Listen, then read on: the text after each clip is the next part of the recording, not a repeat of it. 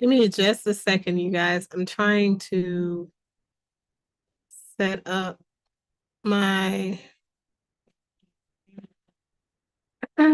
my stream and all of that. A second, you guys. I'm trying to.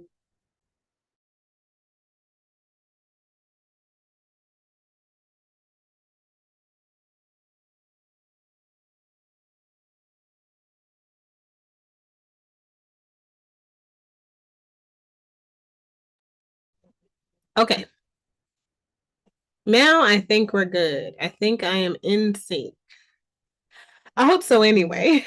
So hello, you guys. Welcome to Life Discussions with Dr. Jefferson. And I hope that you guys are having a blessed, a productive, and an amazing day of it all currently. And hopefully everything that you anticipated getting done today is unfolding in a positive way. Okay. That's where I want to start. I decided to do this live because I have not been on in forever. And I'm doing it via Zoom today because I no longer have my StreamYards account simply because I just got so busy with work and I really could not even do the live video casts that like I was doing them before. And sometimes that's a good thing and sometimes that's a bad thing, right?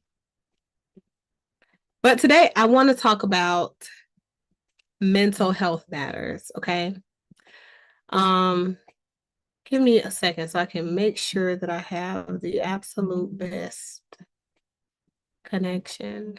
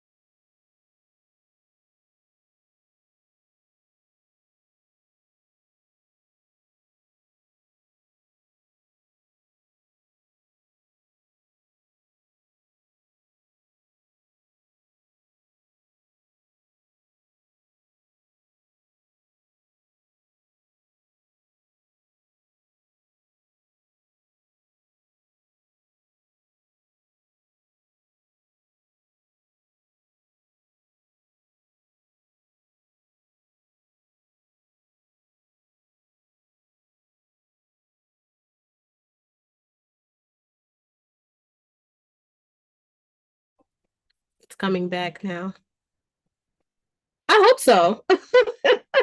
Anyway, I wanted to come on here and I wanted to talk about mental health matters because I do feel like oftentimes we start talking about, oh, well, a person is mentally ill. And then people feel like by citing the fact that a person is struggling with a mental health disorder or behavioral health disorder or something like that, any diagnosable condition, that what we're saying is that that person has an excuse to be,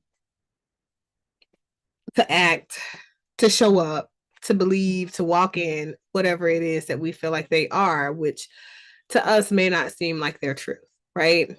So I want to express that there are several situations in life where people are walking and living their own lives and they're not doing this for us, they're doing it for themselves. Um, and sometimes we just may not think that they're telling the truth. We may not think that they're being completely honest because we don't share the same sentiments, we don't share the same worldview as they have. So, what I'll say is it's okay to believe in something different than the person that we are sharing space with or sharing a life with. But it's also okay for us to be very honest in how it is that our beliefs and our thought processes are misaligned with those people. Because I do feel like that can be beneficial in the grand scheme of things. Sometimes it's helpful for us to convey to people that we don't feel, we don't think, we don't have or share the same beliefs as them. And as a result of that, it makes that person just a little bit more expansive on their views, or even, a little bit ambivalent to endorse one belief over the other. It gives them an opportunity to know that it may be beneficial for them to reconsider something. Now, it's not saying that you're trying to convince them or change them or move them off their square. What it's saying is that you're trying to be an honest and a noteworthy person in their life of value that is helping them to become more altruistically who they're meant to be. And what that looks like, if you're a family member, if you're a friend, if you are of whatever relation, you're just basically saying, well, I find that to be interesting that that's how you remember that event, because that's definitely not how I recall it. And this is how I recall it, right? So you're giving your account, you're sharing that with them. And as a result, maybe they go back and do some reflection, and they find that it may be helpful for them to recount it from a different lens, and maybe even recalibrate the way that they felt they believed prior to you introducing your perceptions, right? So then truth becomes a shared experience. So now when that person's stories, whatever event they were talking about that you felt they were lying about or living in a delusion, if you will, now that person can restory that in a way that it takes in account your perception that was different from theirs, either slightly or vastly, and their perception of what happened, right? So, given that, I'll say this. There are some times that people struggle with mental health disorders that are psychotic related disorders or psychotic types of disorders. And during the psychotic episode, a person is either going to suffer from an auditory, visual, or olfactory hallucination. These are things that they experience, they believe, they hear, they see, they smell, even, that other people with a shared reality purview simply do not weigh in on it in even a similar way. So it's like somebody saying, I see this, image of a person over there. Do you see them? They're looking at us. And you look over there and nobody is there. Right. So clearly in that particular situation, clinically, that's a visual hallucination, or even hearing things that other people in the same shared space don't observe. That could also be an auditory hallucination. So there's this other piece where there are entire events and things happening, and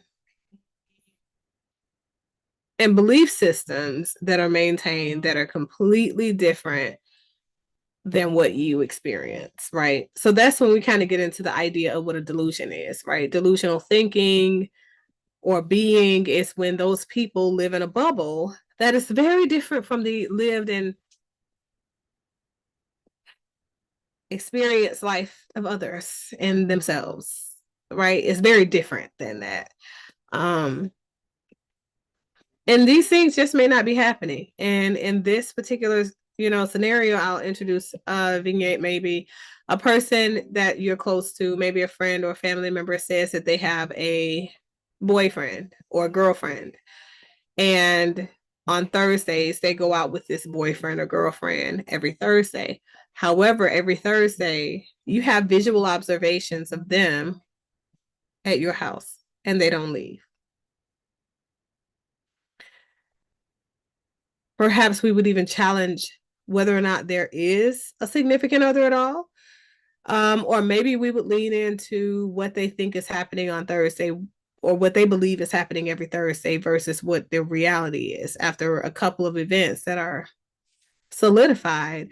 And maybe you're double checking. It's like, okay, well, tell me more about this date, right? Because some of it is perceptual distortion. So if I'm talking to you and I'm asking you to tell me more about this date, I might be saying, well, what do you consider a date to be? Because it's possible that that person, even though they didn't leave your house, they were on an online date, or they're playing a game with someone, and they're in a virtual reality chat room and those people are dating on Thursdays and they're actually dealing with someone else. They're not delusional, but it's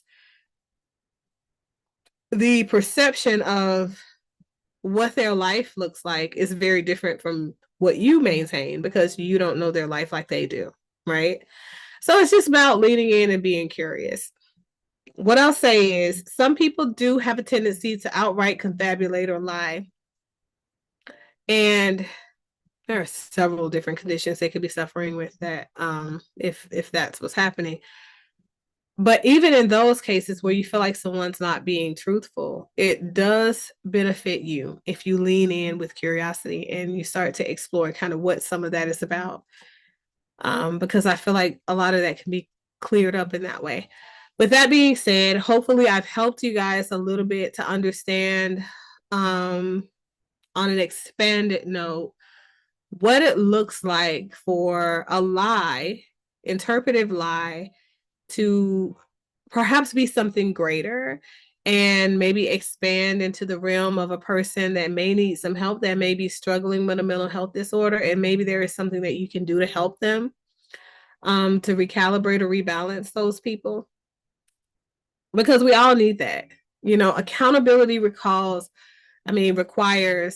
us to recall situations where we have had or shared that experience with that person. And we truly recall something different happening, not just for us where we sit, but also from where we see them sitting, right? And then leaning into the possibility that there are more than one version of events that could have been taking place, and perhaps where we sit or the lens in which we view the situation is maybe something that prevents us from being able to see it from the lens of a person who's telling a story that we don't believe to be fully or partially true, right? So that is all I've got, you guys. Hopefully I have sparked some curiosity, or move somebody to start having the conversation. This channel is essentially about accountability and personal growth. And I feel like we can't experience true maturation in our growth cycle if we are not leaning in and being accountable for our experiences and responsible for some of the things that we have done that has caused ripple effects in other people's lives and their experiences, etc. So that is all that I have, you guys. I hope that you have a blessed and a productive weekend, and hopefully things